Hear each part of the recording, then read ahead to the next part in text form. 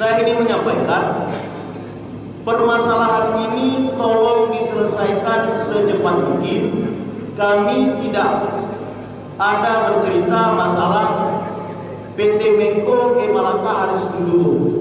Saya selaku putra daerah, saya sangat ingin ada investor-investor lain yang hadir kemari karena ketenaga kerjaan kami, lapangan kerja kepada kami sangat kami butuhkan. Kami butuh juga investor-investor lain masuk ke dalam, kami butuh karena kami masih butuh lowongan pekerjaan. Hari ini aja 8.000 orang daftar di KKIP, yang butuh 1.500, yang daftar 8.000 orang. Artinya apa? Rakyat Aceh Timur masih tidak ada lowongan pekerjaan. Kan juga kepada Menko, itu cuma inti sari dari permasalahan yang terjadi di Indra Makmur. Pedulikan orang di lingkar tambang. Jangan menyepelekan mereka.